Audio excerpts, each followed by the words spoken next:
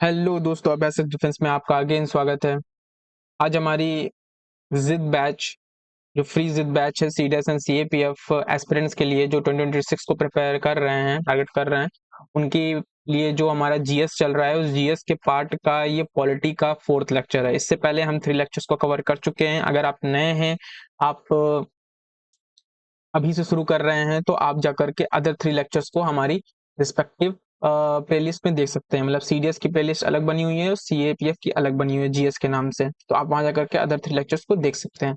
इस जिद बैच के अंतर्गत हम सारी चीजें कवर करेंगे, मैथ, इंग्लिश, करंट अफेयर और जीएस। ठीक है, साथ में सीएपीएफ का पेपर 2 भी हम कवर करेंगे। ठीक है, और भी फ्री ऑफ कॉस्ट। ठीक है, तो इन सब चीजों का एक्सेस पाने के लिए आप चैनल को सब्सक्राइब कर लीजिए, टेलीग्राम चैनल को ज्वाइन कर लीजिए। ठीक है, ये छोटी सी वीडियो है, इसमें हम ये प्रियम्बल को पढ़ते हैं और साथ में शेड्यूल जो हमारा पिछली बार जो शेड्यूल हमने पढ़ा था पिछली क्लास में, उसमें 8 शेड्यूल की जो 22 लैंग्वेजेस हैं, उन 22 लैंग्वेजेस को हम बताना भूल गए थे, मतलब नोट्स में ऐड करना भूल गए थे। तो उन 22 लैंग्वेज को इन डिटेल में हम यहाँ पे पढ़ेंगे। साथ साथ में एक्स्ट्रा इन्फॉर्मेशन मैंने क्लासिकल लैंग्वेज की भी डाली है, क्योंकि क्लासिकल लैंग्वेज इधर 6-7 महीने से न्यूज में थी, क्योंकि अभी अभी रिसेंटली में 4 क्लासिकल लैंग्वेजेस को न्यू क्लासिकल लैंग्वेज को ऐड किया गया है। 6 पहले से ही थी, उसमें से 3 की 4 को और ऐड किया गया। तो क्योंकि ऐड किया गया, इस बार पेपर में तो नहीं आया, लेकिन नेक्स्ट टाइम आने के चांसेस है। ठीक है, तो उनको भी हम यहाँ पे देखेंगे। चलिए शुरू करते हैं। पहला टॉपिक क्या है? Preamble of the Indian constitution. तो preamble of the Indian constitution है, तो इस सबसे पहले तो हम इसमें ये समझेंगे कि प्रियम्बल का मतलब क्या है। आपको पता होना चाहिए कि प्रियम्बल, जैसे ये आपने देखा होगा प्रियम्बल, ये पहले भी आप देख चुके होंगे, नहीं देखा है तो ये ऐसे है, होता है प्रियम्बल कॉन्स्टिट्यूशन का। ये जब आप एनसीईआरटीज आप पढ़ते होंगे छोटे में, 6, 7, 8, 9, 10, तो वो प्रियम्बल आपको बुक के front page, second third front page में आपको ये दिख जाएगा, पेज में दिख जाएगा। तो इस प्रियम्बल का एक्चुअली में मतलब क्या होता है, पहले ये जानते हैं। प्रियम्बल क्या होता है?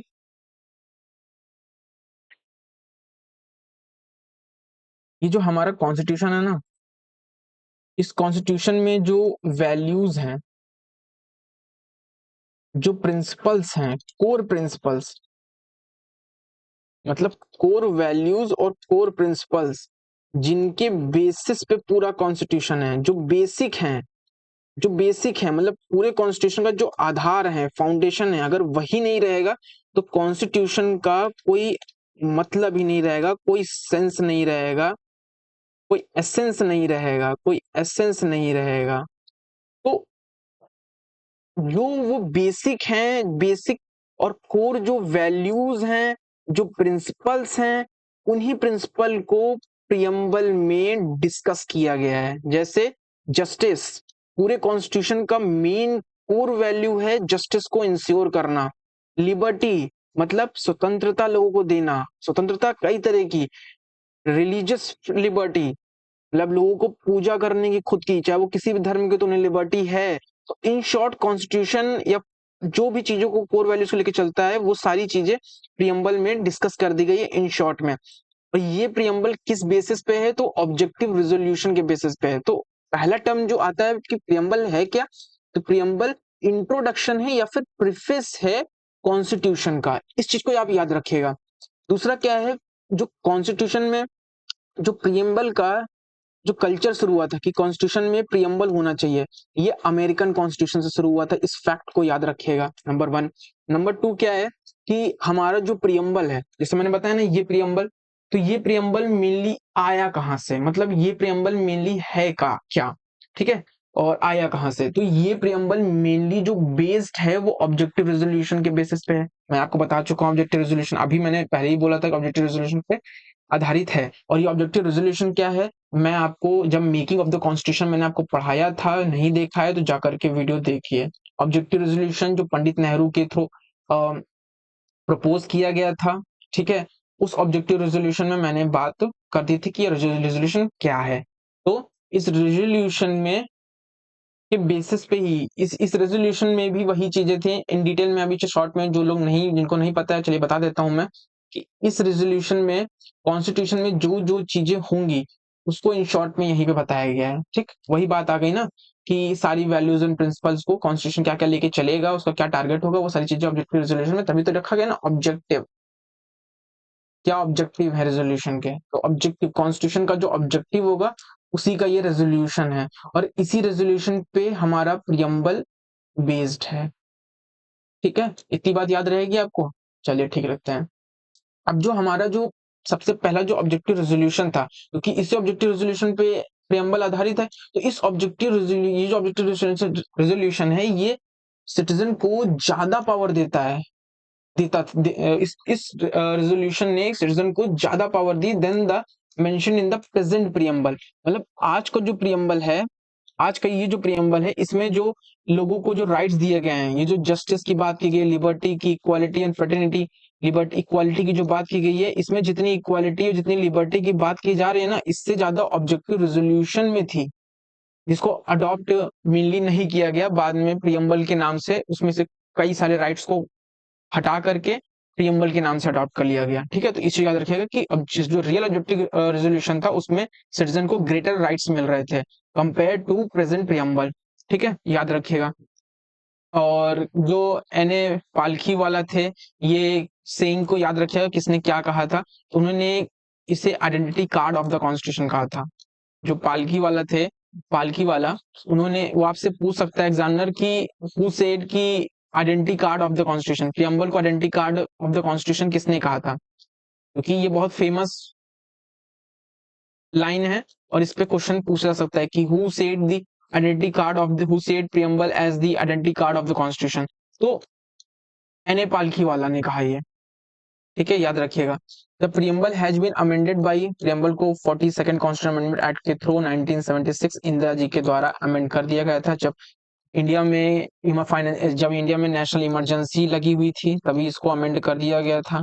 ठीक है, विच 3 न्यू टर्म्स ऐड किए गए, socialist, secular, integrity.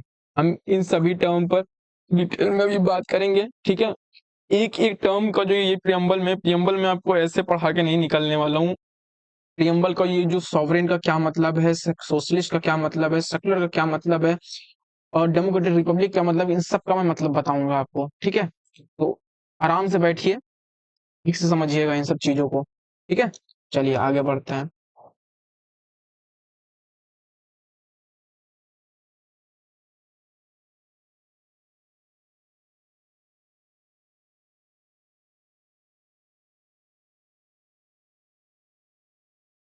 Preamble to the Indian constitution. अब जो ये प्रियम्बल है हमारा, ये प्रियम्बल क्या क्या दिखाता है, तो अभी हम इस चीज को नहीं पढ़ेंगे। ठीक है, ये मैं आपको लास्ट में बताऊंगा। दरअसल ये वही चीजें दिखा रहा है कि ये जो पूरा प्रियम्बल है ये क्या क्या चीजें रिफ्लेक्ट करता है। ठीक है, इसमें से आप क्या क्या चीजें पा रहे हो, अभी हम आपको ये बाद में दिखाएंगे, पहले पूरा प्रियम्बल समझ लेते हैं।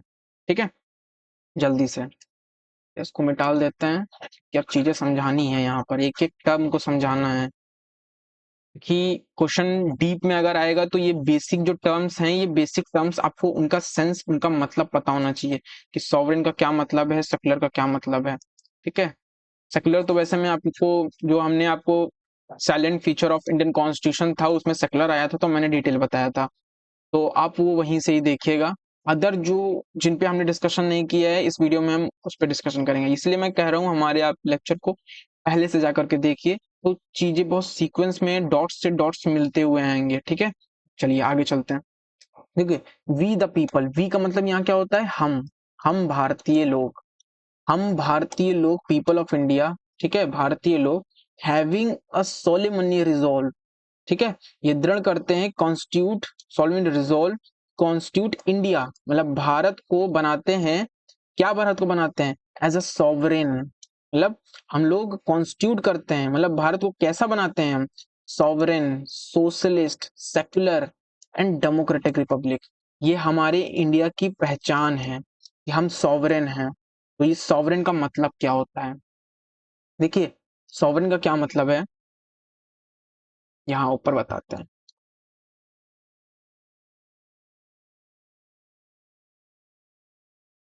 देखिए सॉवरेन वो होता है, सॉवरेन वो नेशन, इस सॉवरेन का वर्ल्ड का यूज हम केवल नेशन के पर्सपेक्टिव में नहीं कर सकते हैं, इंडिविजुअल पर्सन पे भी कर सकते हैं, पर्सन के लिए भी कर सकते हैं। जैसे हम कहें कि आप इंडिपेंडेंट हो कि नहीं हो, मतलब आप सॉवरेन हो कि नहीं हो, तो इंडिपेंडेंट का मतलब ये होता है कि कोई अपने डिसीजन बिना किसी इन्फ्लुएंस के खुद लेता हो, वही इंडिपेंडेंट होता है ना, इंडिपेंडेंट।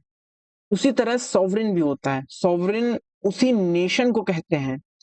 इसलिए मैंने कहा कि सॉवरेन का यूज भी इंटरचेंजली हम इंडिविजुअल के लिए कह कर सकते हैं, नेशन के साथ साथ। ठीक है, तो नेशन जो अपने नेशनल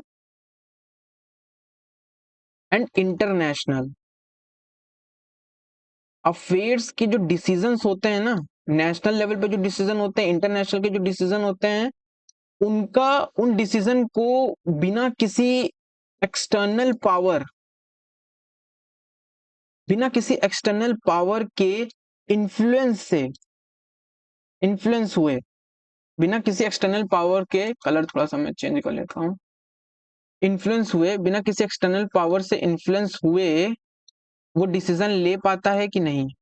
और अगर वो बिना किसी एक्सटर्नल पावर से इन्फ्लुएंस हुए अपने नेशनल और इंटरनेशनल अफेयर्स के डिसीजन को ले पाता है तो वो नेशन सॉवरेन नेशन है।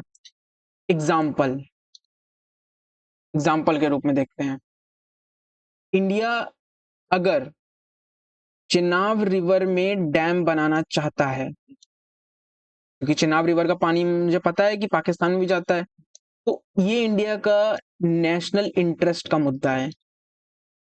ठीक, एग्जाम्पल मैं बता रहा हूँ, नेशनल इंटरेस्ट का मुद्दा है, इसमें देश का हित जुड़ा हुआ है। इस निर्णय में वो पाकिस्तान की नहीं सुनेगा, या अगर चाइना कुछ प्रेशराइज करेगा तो वो उस पर भी ध्यान नहीं देगा। मतलब इंडिया ने सोच लिया कि उसे चिनाब रिवर पर डैम बनाना है, ठीक है, वाटर को और एग्रीकल्चर और अदर के लिए यूजफुल बनाने के लिए रिवर के वाटर को, तो वो बनाएगा। वो चाइना के प्रेशर में नहीं आएगा, मतलब वो चाइना या पाकिस्तान के प्रेशर में, इवन आप इसको किसी भी, इंडिया ने कोई भी एक्शन लिया हो, कोई डिसीजन, अदर डिसीजन लिया हो, वो अमेरिका से के भी प्रेशर में नहीं आया। और जब अगर अमेरिका के प्रेशर में आ जाए कोई नेशन, प्रेशर में आ करके अपने नेशनल इंटरेस्ट को हार्म पहुंचाए, मतलब किसी दूसरे नेशन या फिर बॉडी का, जो फॉरेन बॉडी है, उसका इन्फ्लुएंस अगर हमारे नेशनल और इंटरनेशनल डिसीजन में है, तो समझ लीजिए हम सॉवरेन नहीं है। अगर नहीं है तो हम सॉवरेन हैं। तो इंडिया चिनाब रिवर पर बिना पाकिस्तान और चाइना के प्रेशर से इन्फ्लुएंस हुए डैम बनाएगा। ठीक है, तो ये सॉवरेन है, हम खुद का डिसीजन सॉवरेन तरीके से ले रहे हैं। ठीक है, इंडिपेंडेंटली ले रहे हैं। अब सोशलिस्ट का क्या मतलब है, चलिए सोशलिस्ट का मतलब समझते हैं, इसको मिटा देते हैं। देखिए, सोशलिस्ट का मतलब बहुत ही क्लियर है। सोशलिस्ट दो तरीके की आइडियोलॉजी होती है। इनिशियली तो सोशलिस्ट एक कम्युनल सोशलिस्ट होता था, ठीक है, लेकिन बाद में इंडिया ने खुद का वर्जन जो है सोशलिज्म का, सोशलिस्ट का इवॉल्व किया। ठीक है, जो इस समय प्रेजेंट गवर्नमेंट भी बहुत अच्छे तरीके से उसको मतलब एक नेक्स्ट लेवल पे लेके जा रही है। ठीक है, तो चलिए बात करते हैं सोशलिस्ट की। देखिए, जो सोशलिस्ट होता है वो टर्म जो है दो तरीके सोशलिस्ट के समय, जो सोशलिस्ट आइडियोलॉजी है, ठीक है, इसको आइडियोलॉजी ही कहते हैं, सोशलिस्ट आइडियोलॉजी होती है। आइडियोलॉजी जो है वो दो तरह की आइडियोलॉजी, एक कम्युनल सोशलिस्ट है, एक एक आपकी है डेमोक्रेटिक, डेमोक्रेटिक सोशलिस्ट। ठीक, ये दो तरह की सोशलिस्ट हैं। तो सबसे पहले ये समझ लीजिए, सोशलिस्ट का मतलब समझ रहे हैं ना आप, सोशलिस्ट का मतलब है कि समाजवाद, मतलब जो समाज को ही महत्व दे, लोगों को महत्व दे, गरीब लोग और तबके लोग हैं उन पर महत्व दे, उनको महत्व दे, उनके हित के लिए सोचे। तो वो आइडियोलॉजी क्या है, वो आइडियोलॉजी सोशलिस्ट आइडियोलॉजी है। और जो गरीबों का शोषण करते हैं उनका विरोध करे, तो जो भी आइडियोलॉजी गरीबों के शोषण के विरुद्ध आवाज उठाए, ठीक है, और उनके हित की बात करे, और जो बड़े बड़े अमीर लोग होते हैं उनका विरोध करे, वो आइडियोलॉजी सोशलिस्ट है। बहुत ही लेमन टर्म में मैं आपको बता रहा हूँ, ठीक है, क्योंकि बहुत डीप की जरूरत नहीं है आपको। ठीक है, तो वो सोशलिस्ट आइडियोलॉजी है। अब ये सोशलिस्ट आइडियोलॉजी हो गई, ठीक। अब यही जो गरीबों वाली, गरीबों की जो हित की बात है, ये हित की बात को दो तरीकों से अलग अलग पर्पस में लिया गया है। एक है कम्युनल, जो पूरी तरीके से एक्सट्रीम है, मतलब ये कहती है कि अगर हमें गरीबों का हित करना है तो इकोनॉमी लेवल पे गवर्नमेंट को ही, क्योंकि माना ये जाता है कि गवर्नमेंट ही जनता के द्वारा चुनी हुई होती है और वो जनता ही उसे रन करती है, तो यही जो गवर्नमेंट है वही पब्लिक के हित के बारे में सोच सकती है। तो जितनी भी फैक्ट्री हैं, जितनी भी चीजें हैं, जो भी इकोनॉमिक एक्टिविटी हो रही है उसमें उसका नेशनलाइजेशन कर दिया जाना चाहिए, मतलब वो सरकार के अंदर ही होनी चाहिए, सरकार ही उन्हें रन करे। तो नेशनलाइजेशन कई तरीके होता है। तो इंडिया जब इंडिपेंडेंस हुआ था तो जवाहरलाल नेहरू और इंदिरा गांधी के समय में नेशनलाइजेशन बहुत तेजी से हुआ था, मतलब कई सारी दूध की कंपनियों को सरकार ने खरीद लिया। एरोप्लेन जो एयर इंडिया आपने देखा अभी तो बिक गई है, टाटा ग्रुप ने खरीद लिया है। वो एयर इंडिया भी इसी नेशनलाइजेशन का ही, जो कम्युनल सोशलिस्ट है उसका ही एक कह लीजिए कि एग्जाम्पल था, ठीक है ना। और यहाँ तक पराग दूध चलता था, मतलब गवर्नमेंट ही दूध भी देगी, मतलब अब प्राइवेट दूध नहीं देंगे, गवर्नमेंट ही दूध देगी।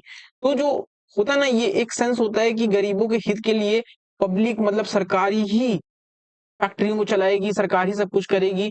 उस तरह की आइडियोलॉजी जो लेके चलती है, केवल गवर्नमेंट ही, ओनली गवर्नमेंट, ओनली पब्लिक, ठीक, वो कम्युनल सोशलिस्ट होती है। लेकिन डेमोक्रेटिक आइडियोलॉजी थोड़ा सा डिफरेंट होती है। वो क्या करती है, वो ये कहती है कि भाई बैलेंस होना चाहिए, इन सेंस, मतलब कि इसको मिटा देते हैं।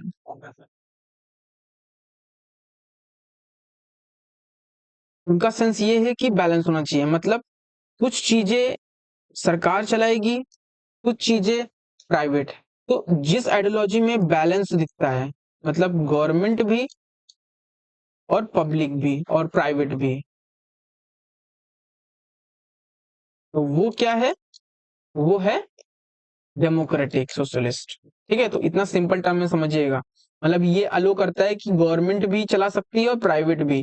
ठीक है, तो आज आप देख रहे होंगे कई चीजों को प्राइवेटाइजेशन किया जा रहा है, तो वो इसी आइडियोलॉजी के बेसिस पे किया जा रहा है। इवन 1991 का जो इकोनॉमिक रिफॉर्म था, जिसमें हमने जो है इकोनॉमी को अपनी ओपन कर दिया था, ताकि एफडीआई आए, बाहर से लोग इन्वेस्टमेंट करें, गवर्नमेंट अपना जो स्टेक था सरकारी कंपनियों में वो कम करने लगी, कई सरकारी कंपनियों को तो बेचा जाने लगा। तो वो इसी डेमोक्रेटिक सोशलिस्ट की वजह से किया जाने लगा, कि मतलब एक नया वर्जन है सोशलिस्ट का, ठीक है, ये रिसेंट का है, ठीक है, तो इसको याद रखिएगा। तो सोशलिस्ट दो तरह के होते हैं, और हम जो फॉलो कर रहे हैं इस समय डेमोक्रेटिक सोशलिज्म फॉलो कर रहे हैं, ठीक है। सेकुलर मैं बता चुका हूं, एक बार देख लीजिएगा। डेमोक्रेटिक रिपब्लिक, डेमोक्रेटिक रिपब्लिक, अब इसको देख लेते हैं। यहाँ दो चीजों का आपको ध्यान रखना है डेमोक्रेटिक रिपब्लिक में। एक ये कि डेमोक्रेसी का मतलब क्या होता है, तो आप सभी जानते होंगे कि डेमोक्रेसी, बचपन में आपने पढ़ा होगा कि जो रूल पब्लिक का होता है वही डेमोक्रेसी होती है, मतलब द रूल, जो जैसे मान लीजिए मैं बताता हूँ, डेमोक्रेसी का मतलब है कि हिंदी में देखें तो लोकतंत्र, मतलब लोग, मतलब पीपल, तो जिसमें पीपल का रूल होता है वही लोकतंत्र होता है, ठीक, ये तो लोकतंत्र हो गया। तो पीपल का रूल दो तरीके से हो सकता है, मैं यहाँ डेमोक्रेसी को डिफाइन कर रहा हूँ आपको, या तो डायरेक्ट होगा या तो इनडायरेक्ट होगा। रूल का मतलब समझ रहे हैं ना, लोग ही शासन कर रहे हैं, लोग ही डिसीजन ले रहे हैं, लोग ही लॉ बना रहे हैं, पॉलिसी बना रहे हैं। एक इनडायरेक्ट हो सकता है। तो डेमोक्रेसी दो तरह की होती है, एक डायरेक्ट और एक इनडायरेक्ट। डायरेक्ट डेमोक्रेसी और इनडायरेक्ट डेमोक्रेसी अलग अलग है। डायरेक्ट डेमोक्रेसी मतलब लोग, पब्लिक डायरेक्टली डिसीजन लेती है, मतलब कोई मिडिल में नहीं है, कोई मिडिल में नहीं, जो ये पीपल हैं यही डिसीजन ले रहे हैं, ठीक है। तो इसमें ये बहुत छोटे नेशंस में मिलता है, जहां पर मान लीजिए कोई पार्लियामेंट जैसी चीजें या एग्जीक्यूटिव चीजें होनी थोड़ी सी पॉसिबल नहीं होती हैं, तो वहां पे ये डायरेक्ट डेमोक्रेसी चलती है। उनमें क्या होता है कि रेफरेंडम हो जाता है। उस रेफरेंडम में क्या करते हैं कि जैसे मान लीजिए 10,000 किसी नेशन की पॉपुलेशन है, आइलैंड नेशन में जाओगे तो वहां आपको 10,000 के आसपास ही पॉपुलेशन दिखेगी, लाख के अंदर दिखेगी। तो जो छोटे खुद लोग होते हैं वो रेफरेंडम करा लेते हैं। रेफरेंडम का मतलब होता है कि वोटिंग, मतलब मान लीजिए कोई एक एग्जीक्यूटिव है, उसने कहा कि हमें ये चीज करना है, हमें व्हीकल को, हमें जो है जो कोल की जो कंपनियां हैं उन्हें बैन करना है, या कोल को हमें बैन करना है, या हमें जो फ्यूल, जो आपके पेट्रोल से चलने वाले जो फ्यूल के जो व्हीकल है इन्हें बैन करना है। तो इस डिसीजन को रेफरेंडम के बेस पे जाएगा, मतलब इस डिसीजन पे इसको जो है एक प्रपोजल बनाया जाएगा, उस प्रपोजल को पब्लिक के सामने रखा जाएगा। ठीक है, मैं रेफरेंडम को डिफाइन कर रहा हूँ। पब्लिक क्या करेगी, इसमें अपना ओपिनियन देगी कि ये करना चाहिए कि नहीं करना चाहिए। तो जो ओपिनियन ये दे रही है ना, इसी को ही रेफरेंडम कहते हैं। तो डायरेक्टली पब्लिक इन्वॉल्व हो रही है ना डिसीजन में, है ना। लेकिन कुछ डेमोक्रेसी इनडायरेक्ट होती है, और ये मोस्टली कंट्रीज में होती है। जहां जो कंट्रीज में पॉपुलेशन ये 10 से 1000 से 1 लाख नहीं होती है, इससे बहुत ज्यादा होती है, तो वहां पे इतने ज्यादा लोगों का हर एक चीज में डिसीजन लेना, उनका रेफरेंडम कराना पॉसिबल नहीं हो पाता है।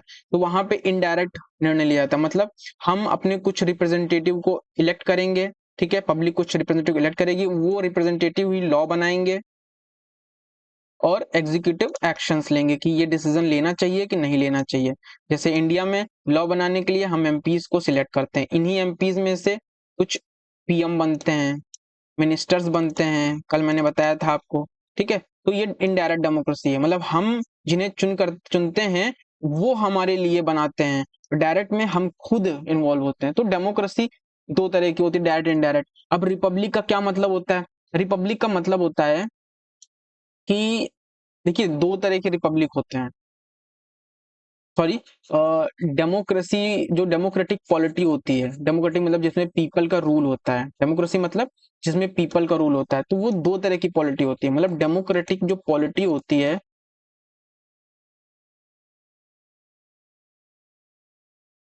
वो दो तरह की होती है। एक होती है आपकी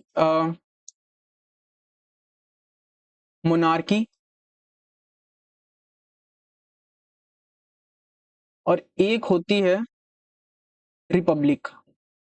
तो हम रिपब्लिक हैं, हम क्या हैं? रिपब्लिक हैं। हम सोशलिस्ट हैं, सेकुलर हैं और सॉवरेन हैं। हम रिपब्लिक भी हैं। तो रिपब्लिक, मोनार्की में क्या होता है? मोनार्की में क्या होता है, जो हेड होता है, मोनार्की में जो हेड होता है, मतलब जो स्टेट का हेड होता है, वो हेरिडेटरी होता है। मतलब वो कोई राजा होगा और उस राजा की पीढ़ी ही, पीढ़ी दर पीढ़ी स्टेट ऑफ हेड बनती जाएगी। जब मतलब राजा होगा, राजा की पीढ़ी दर पीढ़ी स्टेट ऑफ बनती जाएगी। जब आप इंग्लैंड जाएंगे, ब्रिटेन जाएंगे, तो ब्रिटेन में क्या है, वहां पे राजशाही शासन है। मतलब वहां पे जो हेड ऑफ स्टेट है वो कोई प्रेसिडेंट नहीं है, वहां पे एक राजशाही शासन है जो बहुत समय से चला आ रहा है। वही वहां पे क्या करता है, हेड ऑफ स्टेट है। लॉ में जो साइन होते हैं, जैसे यहाँ प्रेसिडेंट के साइन जरूरी होते हैं बिल में, तब वो लॉ बनता है, वैसे ही वहां पे ब्रिटिश किंग के जरूरी होते हैं। तो ब्रिटेन जो है, ब्रिटेन स्टिल डेमोक्रेसी है।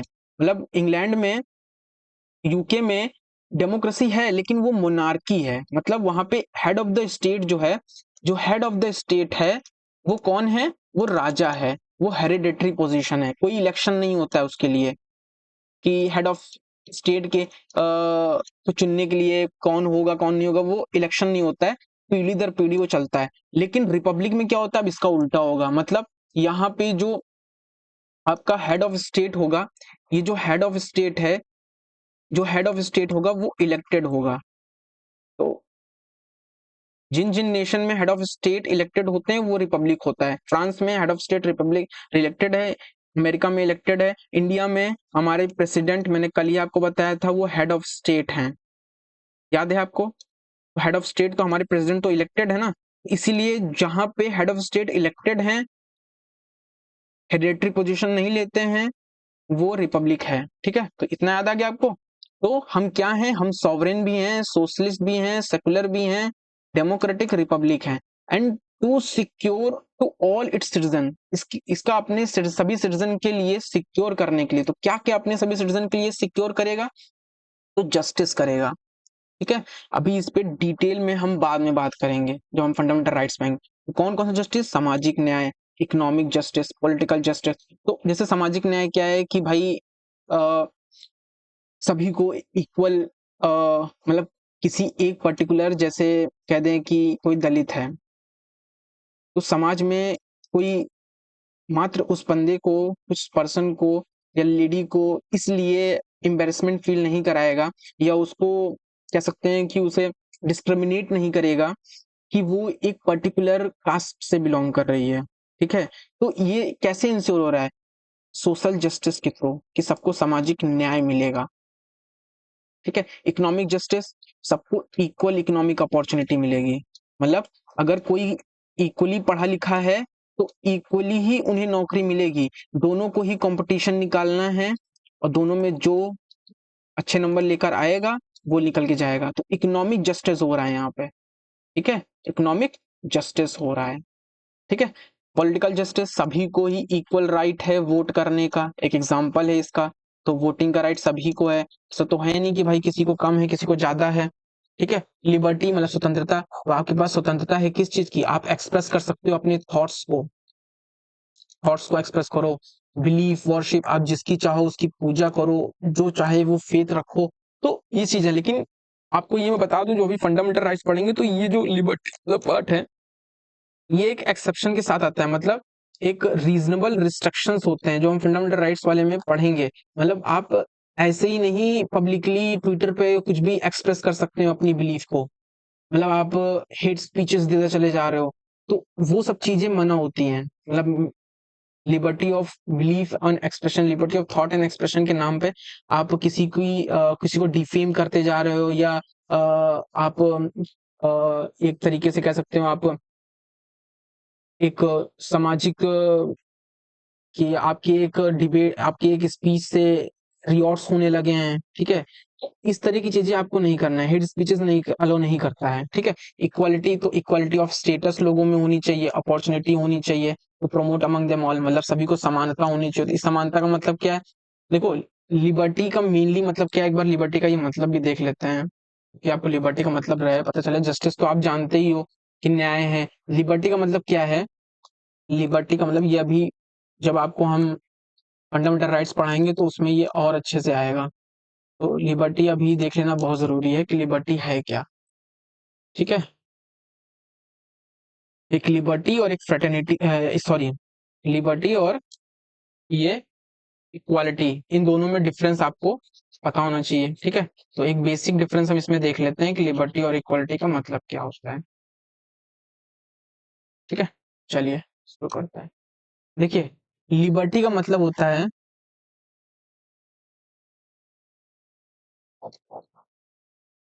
स्वतंत्रता। हिंदी में आप ये लेके चल सकते हैं। तो इसका मतलब क्या हुआ? मतलब कि स्वतंत्र हैं आप जो भी कीजिए। ठीक है, क्या आप वो कैसे कर सकते हो? आप कुछ भी कैसे कर सकते हो जब इधर absence हो any constants, absence of any constants, absence any तो हटा ही दीजिए क्योंकि कंस्टेंट्स तो होंगे ही होंगे, क्योंकि लिबर्टी हम आपको फुल्ली लिबर्टी दे देंगे तो आप तो गलती चीजें उसका मिसयूज करने लगोगे। तो absence of constants,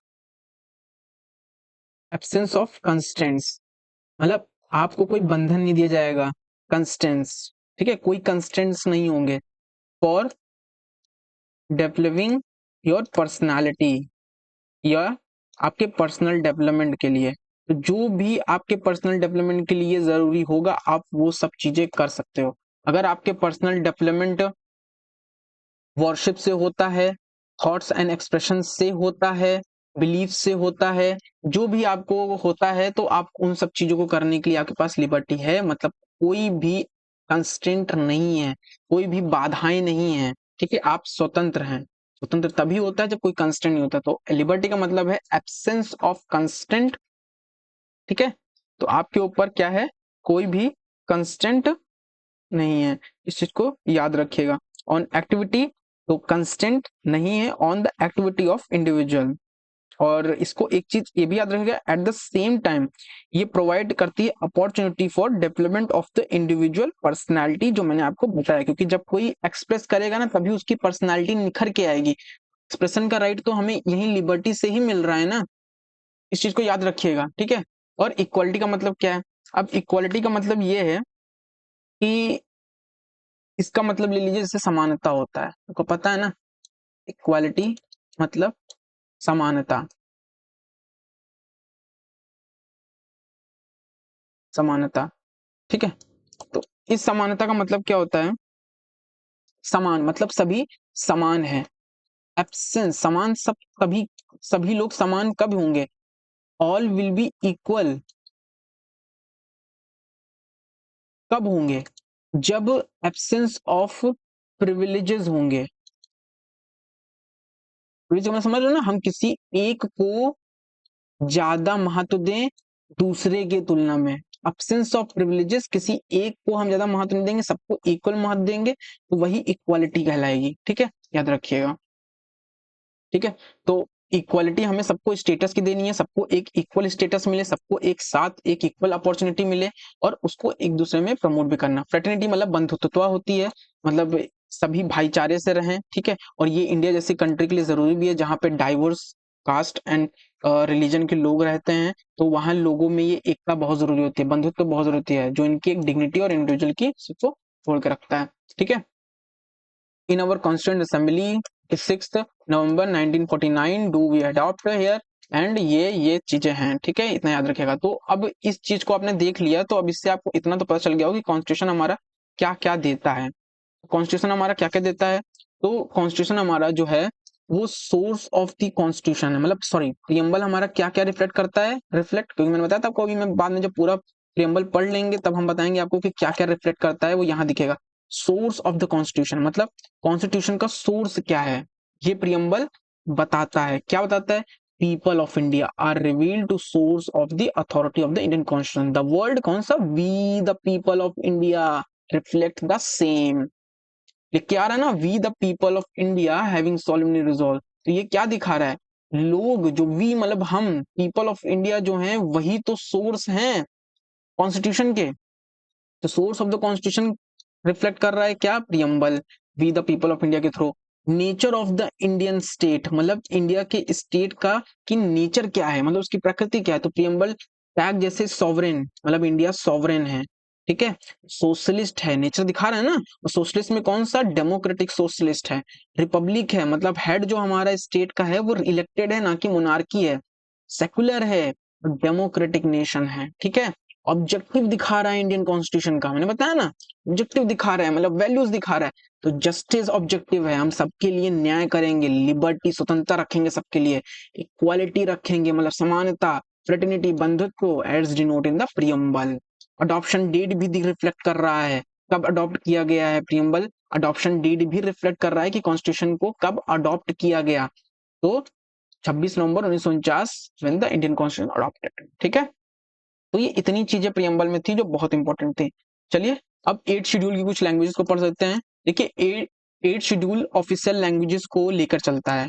official language वो लैंग्वेज होती हैं, इन शॉर्ट में बता दे रहा हूँ, जो गवर्नमेंट ऑफ इंडिया अपने डेली जो उनकी फंक्शनिंग होती है उसमें यूज करती है। मतलब कोई गजट निकलेगा इंडियन गवर्नमेंट का तो वो इन्हीं लैंग्वेजेस में निकलेगा, मतलब हिंदी के साथ साथ इंग्लिश में भी निकलेगा, तमिल में भी निकलेगा, आपकी जितनी भी 22 लैंग्वेजेस हैं उन सब में निकलेगा, बंगाली में भी निकलेगा, ठीक है। ऑफिशियल लैंग्वेज उसे ही कहते हैं जो गवर्नमेंट ऑफ इंडिया की, जो गवर्नमेंट ऑफ इंडिया की ऑपरेशन की लैंग्वेज है, मतलब फंक्शनिंग की लैंग्वेज है, ठीक है, इसीलिए इसको ऑफिशियल कहते हैं, मतलब ऑफिशियली इसका यूज किया जाता है, ठीक है।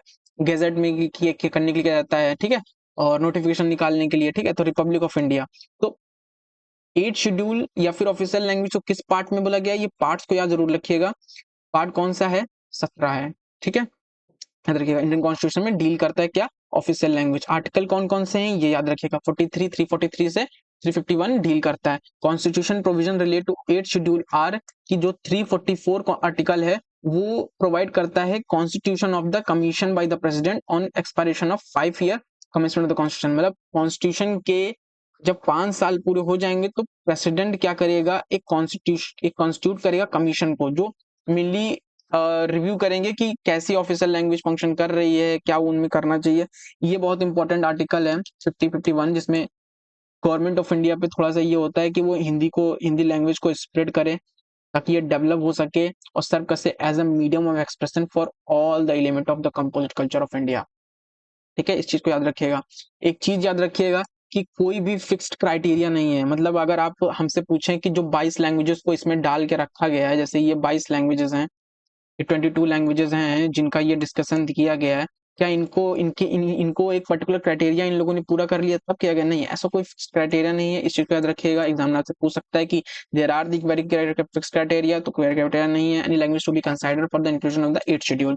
ऑफिशियल लैंग्वेज का क्या मतलब है, कौन कौन सी मतलब ऑफिशियल लैंग्वेजेस हैं? 22 हैं, इनको आप पढ़ लीजिएगा, ठीक है। अब एक चीज याद रखिएगा कि कौन कौन सी ओरिजिनली, मैंने आपको उसी दिन कल बताया था कि ओरिजिनल लैंग्वेज जो थी वो 14 ही थी। उसके बाद सिंध लैंग्वेज को ऐड किया, मतलब 15वीं लैंग्वेज जिसे ऐड किया गया वो कौन सी थी? 21वें कॉन्स्टिट्यूशन अमेंडमेंट एक्ट 1967 के थ्रू इसे सिंध को पहले ऐड किया। तो 15th लैंग्वेज कौन थी? सिंध थी, जिसे 21st कॉन्स्टिट्यूशन अमेंडमेंट एक्ट 1967 के थ्रू ऐड किया। उसके बाद जो 71 कॉन्स्टिट्यूशन अमेंडमेंट एक्ट, तो उसने क्या किया? कोनकरी। वो आपसे क्वेश्चन ये पूछा किस कॉन्स्टिट्यूशन अमेंडमेंट के एक्ट के थ्रू कौन सी लैंग्वेज ऐड की गई है, पहले ये पूछ सकता है। साथ में वो ये पूछ सकता है कि 17th लैंग्वेज कौन थी ऐड होने वाली, तो 17th कौन थी? 15th ये थी, तो 16 ये है, 17 ये है, ठीक है। तो ये याद रखिएगा। 17 ऐसा तो बहुत कम ही वो पूछेगा, ये तो नहीं पूछेगा, वो आपसे अमेंडमेंट में ही पूछेगा कि कौन से अमेंडमेंट ने कौन कौन सी लैंग्वेज ऐड की है, ठीक है, कितनी लैंग्वेज है। और शायद एग्जामिनर ये भी दे सकता है कि एक ग्रुप ऑफ लैंग्वेजेस दे देगा और कहेगा बताइए इनमें से कौन 22 लैंग्वेजेस नहीं है जो 8th शेड्यूल में, कौन सी वो 8 लैंग्वेज जो, मतलब आपको ग्रुप ऑफ लैंग्वेजेस दे देगा, कुछ 5-6 लैंग्वेजेस दे देगा और 4-4 के ग्रुप में कहेगा कि इनमें से कौन सी लैंग्वेज का की एक, मतलब इनमें से कौन सी एक ग्रुप की जो लैंग्वेज है वो 8th शेड्यूल में एडेड नहीं है, ऐसे भी पूछ सकता है, ठीक है। बोडो, डोंगरी, मैथिली और संथाली 92nd कॉन्स्टिट्यूशन एक्ट के थ्रू ऐड हुई है, ठीक है। और 96 कॉन्स्टिट्यूशन एक्ट के थ्रू उड़िया को दोबारा रीनेम कर दिया गया उड़िया में, ठीक है, ये याद रखिएगा। क्लासिकल लैंग्वेज बहुत ही सिंपल चीज है कि क्लासिकल लैंग्वेज क्या होती है। देखिए, क्लासिकल लैंग्वेज उन लैंग्वेजेस को कहते हैं, जैसे ये ऑफिशियल लैंग्वेज है जिसमें ऑफिशियली काम होता है, क्योंकि ऑफिशियल काम करने के लिए कोई ना कोई लैंग्वेज होनी चाहिए ना, तो 22 लैंग्वेज है इंडियन गवर्नमेंट के ऑफिशियल वर्क करने के लिए। वैसे ही क्लासिकल लैंग्वेज का क्या मतलब है? क्लासिकल लैंग्वेज उन लैंग्वेजेस को कहते हैं जिनमें जो हमारे जो इंडियन कल्चर का रूट जिनमें जमा हुआ, मतलब जो इंडियन कल्चर के रूट को लेकर चलती हैं, उन्हें ही क्लासिकल लैंग्वेज कहते हैं। ये लैंग्वेज हमारी कल्चर प्रॉस्पेरिटी को बढ़ाते हैं और उसे कंजर्व करने के लिए बहुत जरूरी है। तो जो भी लैंग्वेज इंडियन कल्चर हेरिटेज को कंजर्व करने के लिए बहुत एसेंशियल है, उनको क्लासिकल लैंग्वेज का स्टेटस दिया जाता है, ठीक है। तो करंटली 6 लैंग्वेज हैं जो क्लासिकल लैंग्वेज का स्टेटस लेके चल रही हैं। उनमें से पहला क्या है? तमिल, इसे सबसे पहले ऐड किया गया था, फिर संस्कृत को ऐड किया, फिर कन्नड़ा को, फिर तेलुगु को, फिर मलयालम को 2013 में, उड़िया को 2014 में। All the classical language 8th schedule में हैं, ये सारी 8th शेड्यूल में है, साथ में ये वाले भी 8th शेड्यूल में। अभी रिसेंटली यूनियन कैबिनेट ने 2025 में ही इनको भी ऐड कर दिया है, मतलब क्लासिकल लैंग्वेज स्टेटस दे दिया मराठी को। मराठी को भी क्लासिकल लैंग्वेज का, इस पे सीएपीएफ के साथ क्वेश्चन भी आया था। तो महाराष्ट्र, पाली को और प्राकृत को जो बिहार एंड यूपी और मध्य प्रदेश में मिलती है, इसको भी क्लासिकल लैंग्वेज का स्टेटस दे दिया। असमी को दिया है और बंगाली को भी दे दिया है क्लासिकल लैंग्वेज का स्टेटस। क्यों? क्योंकि इनको ये स्टेटस देना इसलिए जरूरी है क्योंकि जो बंगाल का कल्चर है ना, उस कल्चर को आप एक लैंग्वेज के थ्रू ही तो जान सकते हो ना। अगर मान लीजिए बंगाली लैंग्वेज नहीं रहेगी तो उसका कल्चर कैसे रहेगा, उसके कल्चर को आप कैसे समझ पाओगे?